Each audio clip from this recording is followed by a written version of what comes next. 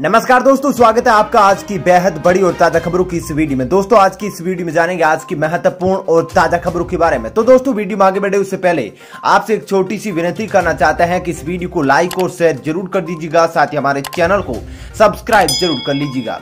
वहीं पर दोस्तों वीडियो में आगे बढ़े उससे पहले आपके जनरल नॉलेज में वर्दी के लिए आपसे एक प्रश्न पूछना चाहते हैं। आज आपको कमेंट करके बताना है कि दुनिया का सबसे बड़ा महासागर कौन सा है। जी हाँ, कमेंट करके उसका नाम जरूर बताइएगा। तो चलिए दोस्तों बिना देरी किए शुरू करते हैं आज की खबरों के कारवा को। पहली खबर, कोरोना इलाज या मृत्यु के बाद आश्रितों को मिली मदद राशि पर नहीं लगेगा टैक्स। जी हाँ दोस्तों, कोरोना इलाज पर होने वाले खर्च या मृत्यु के मामले में आश्रितों को मिलने वाली मदद राशि पर आयकर नहीं लगेगा। आयकर विभाग के मुताबिक कोरोना के इलाज के लिए कई करदाताओं ने अपने नियोक्ता या फिर किसी अन्य से जो मदद ली है उसे आयकर दायरे से बाहर रखा जाएगा। वित्त वर्ष 2019-20 में इस वर्ष कोरोना इलाज पर खर्च ली गई मदद को आयकर से मुक्त रखने का फैसला लिया गया है। यह घोषणा वित्त राज्य मंत्री अनुराग ठाकुर ने की है।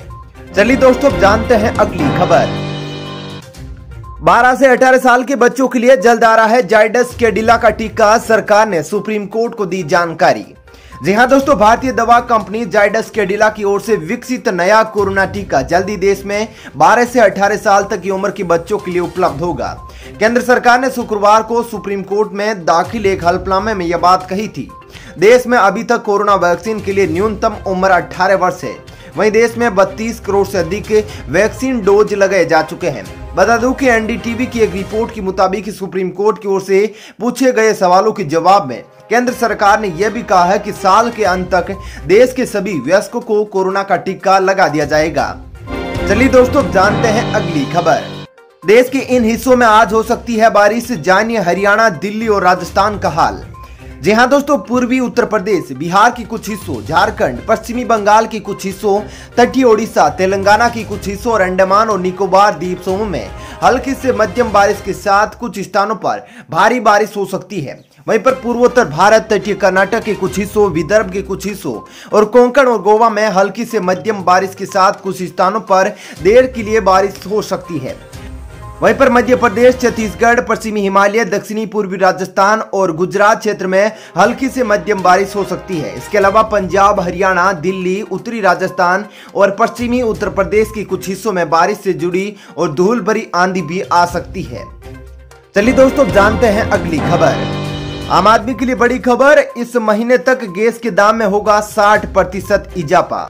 जी हां दोस्तों, अंतर्राष्ट्रीय बाजार में नेचुरल गैस की कीमतों में तेजी का रुख है। इसका असर जल्दी घरेलू खनन क्षेत्रों में उत्पादित गैस पर भी दिखाई देगा। सरकार की तरफ से इस वर्ष 1 अक्टूबर को घरेलू गैस की नई कीमतों का निर्धारण होगा। बता दूं कि तेल गैस खनन क्षेत्र की सबसे बड़ी सरकारी company oil and natural gas corporation ने कहा कि इस बार इनकी कीमत में 60% की वृद्धि तय है। चलिए दोस्तों जानते हैं अगली खबर। भारत ने चीन और तुर्की को दी बड़ी चेतावनी, कहा नियमों का पालन ठीक से करें वरना होगा घातक। जी हां दोस्तों, भारत और ग्रीस ने शनिवार को संयुक्त बयान जारी कर चीन और तुर्की को साफ संदेश दे दिया है। नाम लिए बगैर कहा कि संप्रभुता और क्षेत्रीय अखंडता को लेकर अंतर्राष्ट्रीय मान्यताओं, नियमों और कानूनों को पालन होना चाहिए। साथ ही धार्मिक कट्टरता, हिंसक अतिवाद और आतंकवाद निंदनीय कृत्य है। दोनों देशों ने दुनिया में उभर रही चुनौतियों को इंगित करते हुए यह भी कहा है कि इसके साथ ही जयशंकर ने अपने ग्रीक समकक्ष निकोस डेंडियास के साथ शनिवार को एथेंस में महात्मा गांधी की एक प्रतिमा का अनावरण भी किया है। चलिए दोस्तों जानते हैं अगली खबर। आज से 3 दिवसीय लद्दाख दौरे पर रक्षा मंत्री राजनाथ सिंह सीमा पर तैयारियों का लेंगे जायजा। जी हां दोस्तों, पूर्वी लद्दाख में टकराव वाले कई स्थानों से सैनिकों को पीछे हटाने के अगले चरण को लेकर चीन के साथ जारी गतिरोध के बीच थल सेना प्रमुख के साथ रक्षा मंत्री राजनाथ सिंह रविवार से लद्दाख के 3 दिवसीय दौरे भारत की अभियानगत तैयारियों की समीक्षा करेंगे। आधिकारिक सूत्रों ने इस बारे में जानकारी दी है। वहीं थल सेना प्रमुख जनरल MM नरवणे के साथ सिंह का यह दौरा ऐसे वक्त में हो रहा है जब 2 दिन पहले भारत और चीन के बीच पिछले साल मई से शुरू हुई सैन्य गतिरोध के समाधान के लिए नई दौर की कूटनीतिक वार्ता हुई थी। चलिए दोस्तों जानते हैं अगली खबर। प्रदूषण का कोरोना कनेक्शन, देश में जहां पोल्यूशन ज्यादा वहां पर कोविड-19 भी अधिक रहा घातक। जी हां दोस्तों, देश में अधिक प्रदूषण वाले इलाकों में कोरोना अधिक संक्रामक और जानलेवा साबित हुआ है। मतलब खराब वायु गुणवत्ता और ज्यादा पीएम यानी कि 2.5 पार्टिकुलर मैटर उत्सर्जन करने वाले क्षेत्रों में संक्रमण और इससे संबंधित मौतों की संभावना अधिक रही है। देशव्यापी अध्ययन में यह दावा किया गया है। सभी राज्यों में सांख्यिकी विश्लेषण के दौरान कोविड-19 और पीएम 2.5 के बीच संबंध स्थापित किया गया है। इसमें पीएम 2.5 की सांद्रता और कोरोना से मौत के बीच यानी कि कोरिलेशन 0.61% मिला है। अध्ययन के लिए 36 राज्यों से 16 जिलों को चुना गया था, जिनमें मुंबई और पुणे भी शामिल है। चलिए दोस्तों जानते हैं अगली खबर। सरकार का नया फरमान, खुलेंगे जिम, योगा सेंटर और मेरिज हॉल, जानिए पूरी गाइडलाइन। जी हाँ दोस्तों, दिल्ली में कोरोना संक्रमण के मामलों में लगातार आ रही कमी को देखते हुए दिल्ली सरकार ने कोरोना प्रतिबंधों में और रियायत दे दी। दिल्ली आपदा प्रबंधन प्राधिकरण ने शनिवार को अपने आदेश में सोमवार 28 जून से बैंक्वेट हॉल, मैरिज हॉल और होटल में शादी को मंजूरी दे दी है, लेकिन अधिकतम 50 लोग ही इसमें शामिल हो सकेंगे। वहीं जिम और योगा सेंटर 50% क्षमता के साथ खुल सकेंगे। यह सभी छूट 28 जून की सुबह 5 बजे से 5 जुलाई की सुबह 5 बजे तक लागू रहेगी। इसके अलावा अन्य मामलों में पिछले हफ्ते तक लागू छूट और प्रतिबंध जारी रहेंगे। चलिए दोस्तों जानते हैं अगली खबर।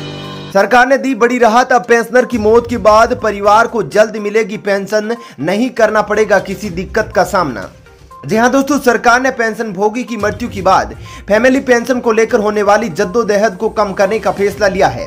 इसके लिए नियमों को आसान बनाया गया है। अब परिवार के सदस्य पेंशनर की मौत के बाद चुनिंदा जरूरी दस्तावेज जमा करके आसानी से मासिक पेंशन ले सकते हैं। फैमिली पेंशन मामलों के जल्द निपटारे के लिए सरकार ने पेंशन स्वयं वितरण करने वाले बैंकों को निर्देश दिया है। वहीं फैमिली पेंशन हासिल करने के लिए अभी तक परिवार के सदस्य या पति व पत्नी को सदस्यों के विवरण समेत अन्य तमाम दस्तावेज जमा करने होते थे। इसके अलावा भी उन्हें कई अन्य फॉर्मेलिटीज पूरी करनी होती थी, जिसके चलते निपटार में ज्यादा वक्त लगता था। इसी समस्या को दूर करने के मकसद से कार्मिक, लोक शिकायत और पेंशन मंत्रालय के तहत पेंशन और पेंशन भोगी कल्याण विभाग ने बैंकों को जल्द से जल्द स्थिति में सुधार के लिए निर्देश दे दिया है। चलिए दोस्तों जानते हैं अगली खबर।